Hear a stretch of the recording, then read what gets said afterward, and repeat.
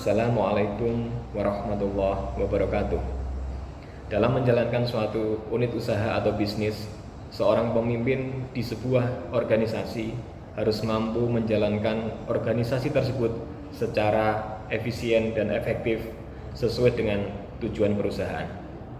Efisien artinya menggunakan sumber daya dengan sebijak mungkin sehingga dapat meminimalkan biaya operasional atau biaya produksi. Sedangkan efektif adalah membuat keputusan dengan tepat dan kemudian berhasil menerapkannya. Sumber daya organisasi bisnis yang dikelola dapat diklasifikasikan menjadi 4, yaitu yang pertama sumber daya manusia, yang kedua sumber keuangan, yang ketiga aset fisik, dan yang keempat informasi. Dalam organisasi bisnis yang saat ini saya berada, yaitu di Pabrik Gula Ngadirejo, PT Sinergi Gula Nusantara, sumber daya manusianya terdiri dari seluruh SDM, mulai dari General Manager, Manajer Bagian, Asisten Manajer, Asisten Muda, dan karyawan PKWT atau outsourcing. Sumber daya keuangan terdiri dari anggaran investasi dan eksploitasi. Aset fisik berupa pabrik, emplasemen, dan bangunan atau fasilitas-fasilitas perusahaan. Sedangkan informasi adalah berupa informasi kebijakan pemerintah, harga bahan material atau spare part, harga bahan pembantu proses, ataupun proyeksi harga tebu dan gula. Seluruh sumber daya tersebut harus dikelola dengan baik dalam proses manajemen yang meliputi planning and decision making, organizing, leading, dan controlling. Planning and decision making artinya menetapkan tujuan organisasi dan memilih tindakan dari serangkaian alternatif untuk mencapainya. Organizing artinya menentukan bagaimana kegiatan dan sumber daya yang akan dialokasikan. Leading artinya kumpulan proses yang digunakan untuk mengatur anggota organisasi untuk bekerja sama dalam rangka mencapai tujuan organisasi.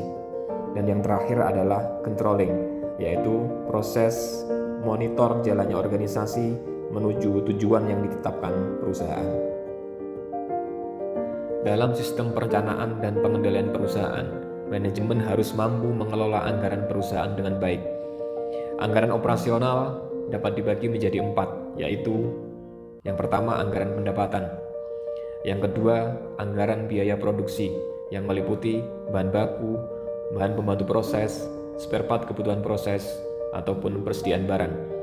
Yang ketiga adalah beban SDM, administrasi, dan umum, misalkan anggaran gaji dan biaya-biaya yang terkait dengan aktivitas kantor.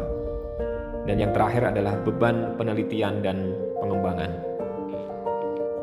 Anggaran operasional tersebut berfungsi untuk menyelaraskan program dengan rencana strategis sebagai alat koordinasi antar bagian, sebagai dasar pertanggungjawaban, dan sebagai evaluasi kinerja.